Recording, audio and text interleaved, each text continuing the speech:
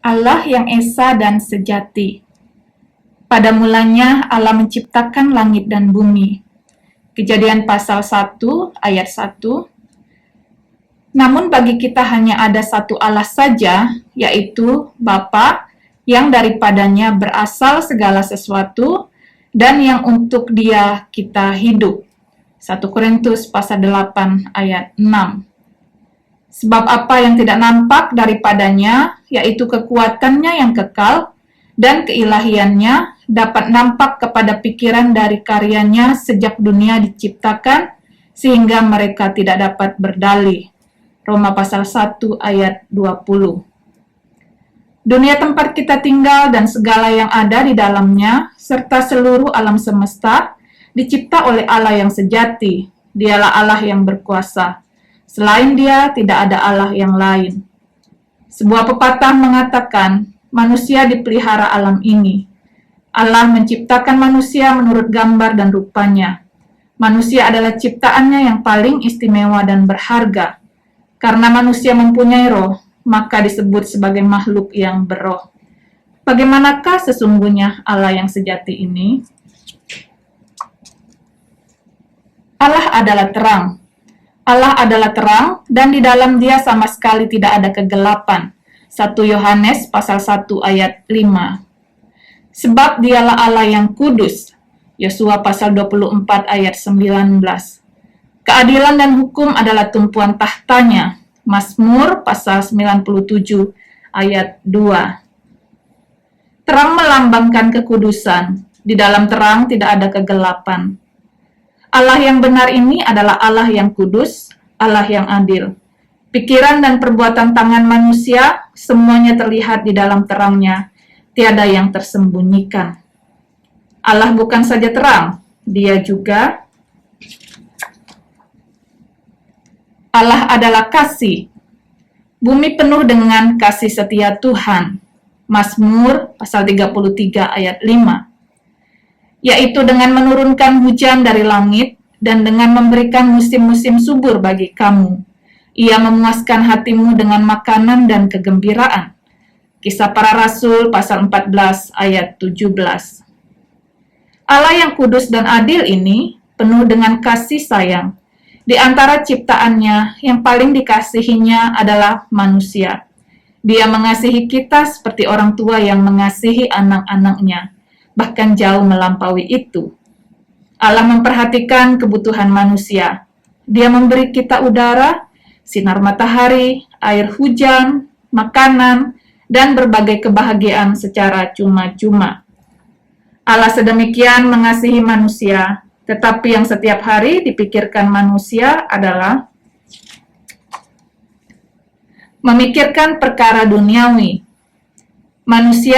Pikiran manusia semata-mata tertuju kepada perkara duniawi. Filipi pasal 3 ayat 19. Mereka makan dan minum, mereka kawin dan dikawinkan, mereka membeli dan menjual, mereka menanam dan membangun.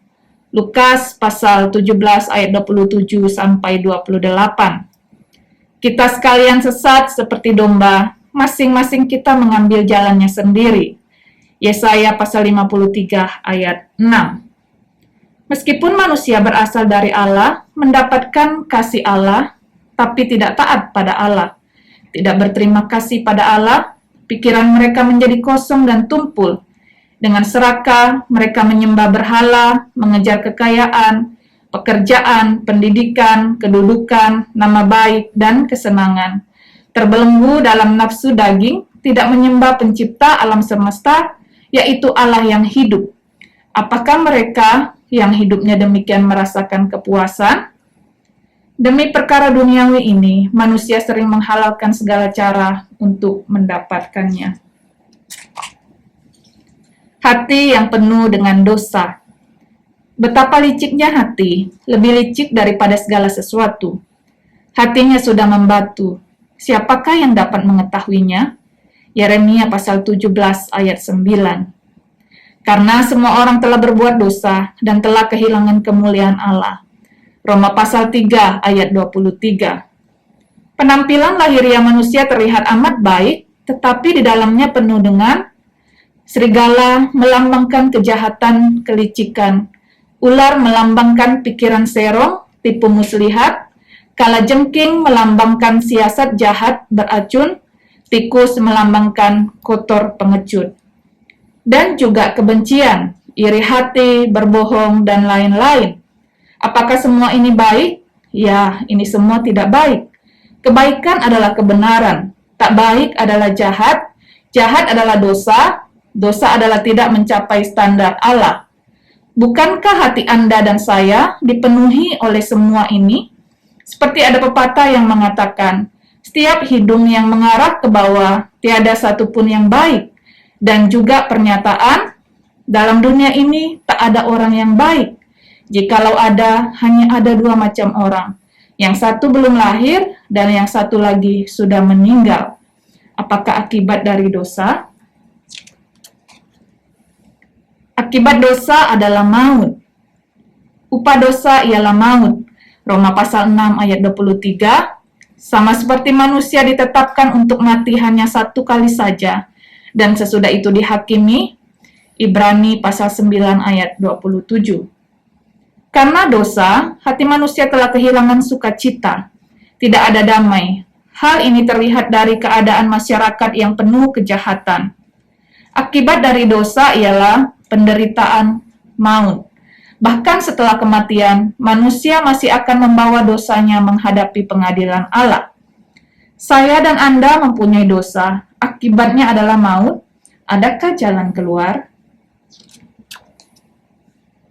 Kristus lahir untuk menyelamatkan umat manusia.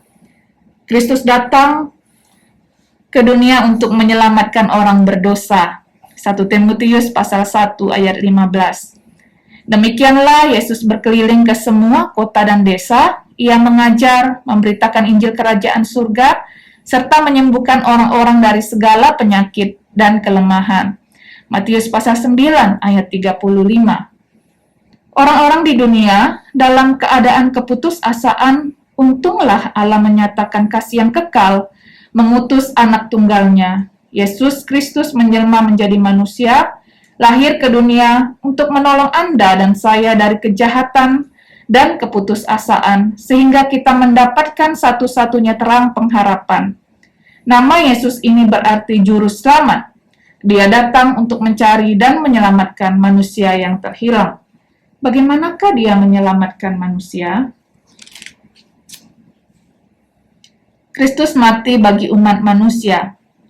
Karena begitu besar kasih Allah akan dunia ini, sehingga ia telah mengaruniakan anaknya yang tunggal, supaya setiap orang yang percaya kepadanya tidak binasa, melainkan beroleh hidup yang kekal.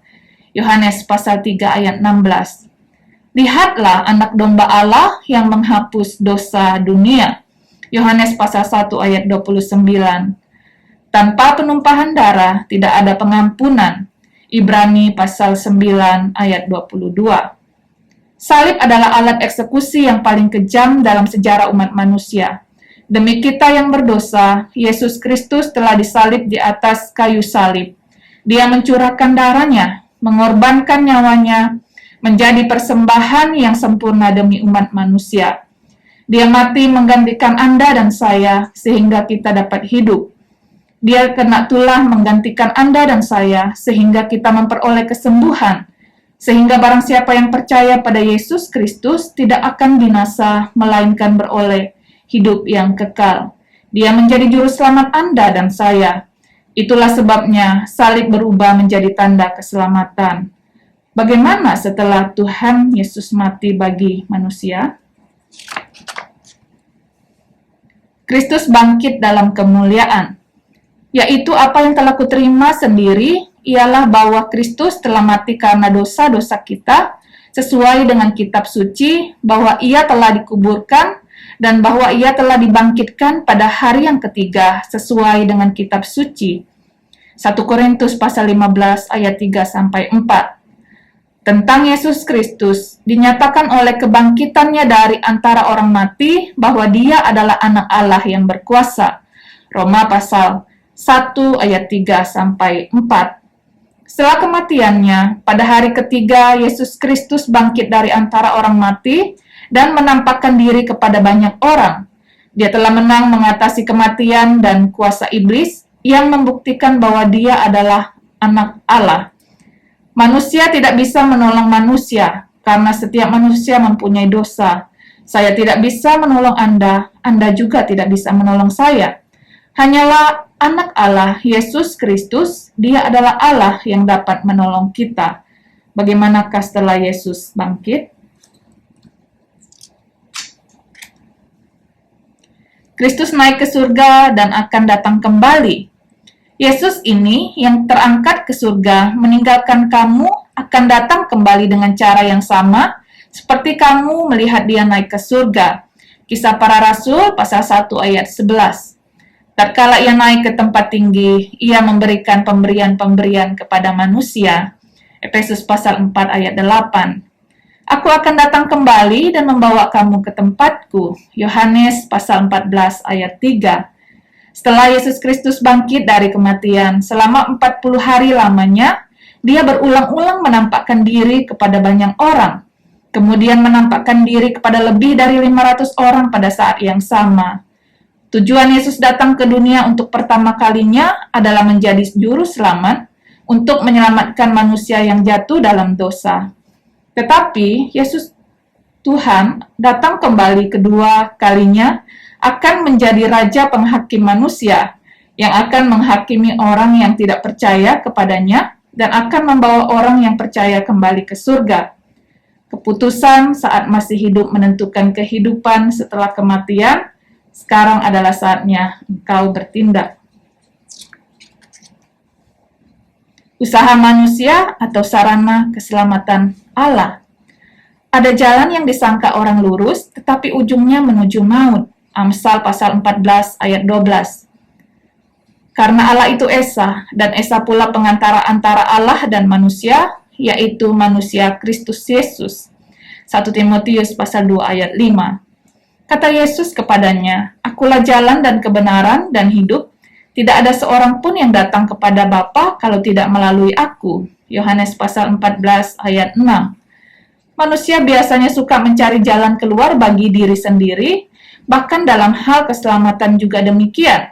Misalnya, manusia sering dengan cara berlatih kepribadian, melakukan kebajikan, keagamaan, pendidikan, hukum, filsafat, ilmu pengetahuan, dan aksi sosial masyarakat, dan lain-lain, sebagai cara penyelamatan diri sendiri.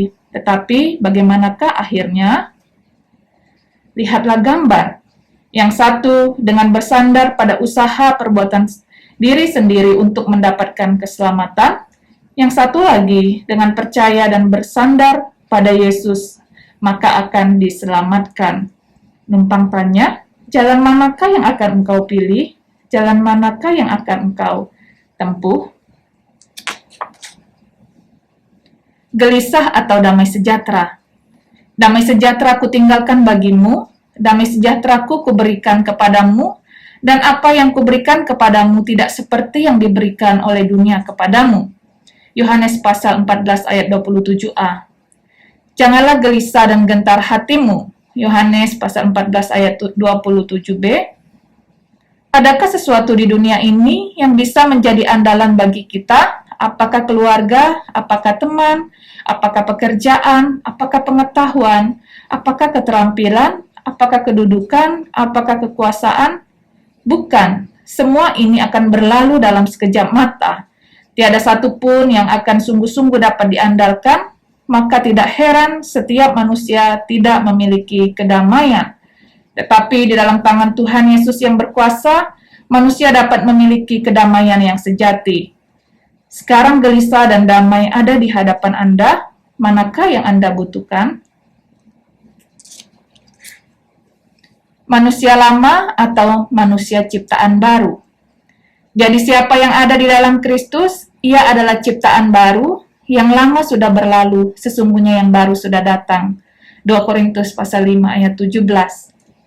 Manusia lama sering hidup dalam keadaan penuh kecemasan, kekesalan, kesepian, kegusaran, kegelisahan, pesimis, ketidakpuasan, kekosongan, keputusasaan, kehilangan makna hidup.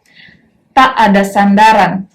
Manusia ciptaan baru mendapatkan penghiburan, damai sejahtera, sukacita, keoptimisan, memiliki arah hidup, ada tujuan, berarti memiliki sandaran, berkelimpahan, kepuasan, ada penyertaan Tuhan. Jikalau Anda ingin mendapatkan kebahagiaan terbesar ini, hanya ada satu jalan, yaitu percaya kepada Yesus. Tetapi bagaimana mempercayainya? Bertobat. Supaya mereka bertobat kepada Allah dan percaya kepada Tuhan kita Yesus Kristus.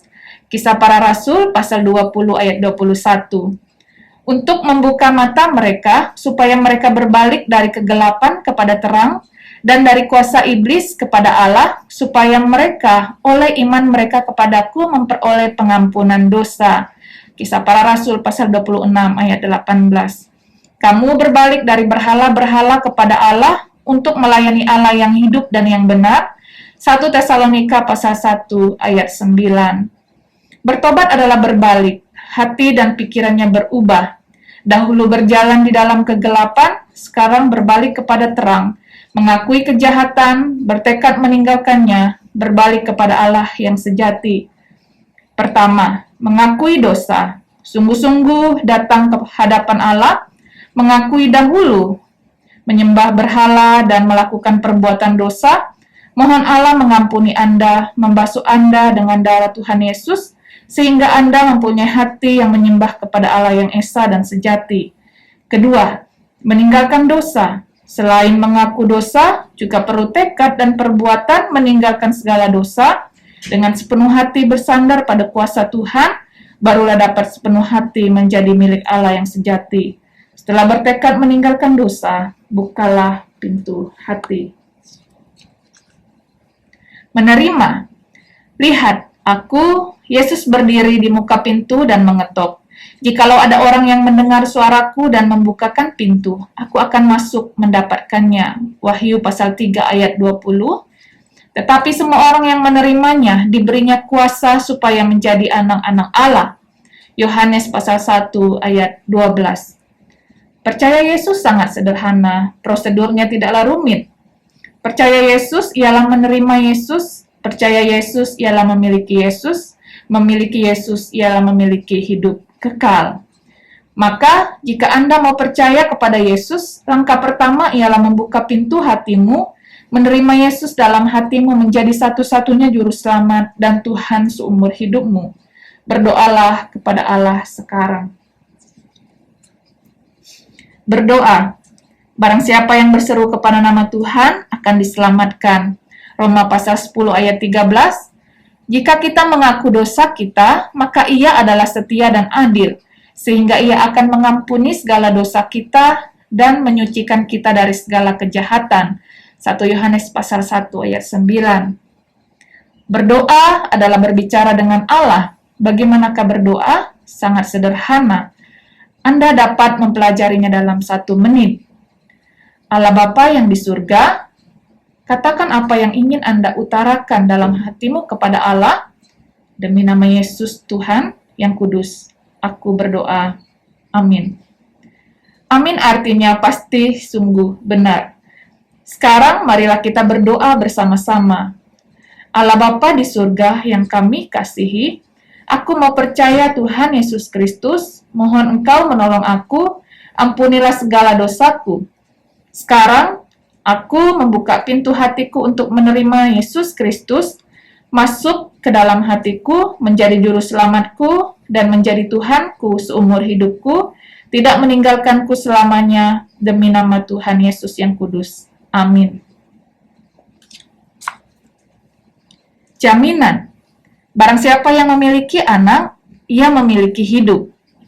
Barang siapa yang tidak memiliki anak, ia tidak memiliki hidup. Semuanya itu kutuliskan kepadamu, supaya kamu yang percaya kepada nama anak Allah, tahu bahwa kamu memiliki hidup yang kekal. 1 Yohanes pasal 5 ayat 12-13. Barang siapa mendengar perkataanku dan percaya kepada Dia yang mengutus aku, ia mempunyai hidup yang kekal dan tidak turut dihukum, sebab ia sudah pindah dari dalam maut ke dalam hidup. Yohanes pasal 5 ayat 24. Percaya dengan sungguh-sungguh artinya dengan tidak henti-hentinya, tetapi percaya selama-lamanya. Apakah Anda demikian? Jikalau ya, maka Anda sekarang sesungguhnya tahu bahwa Anda telah terlepas dari cengkeraman si iblis, sudah menjadi anak Allah. Saya ucapkan selamat.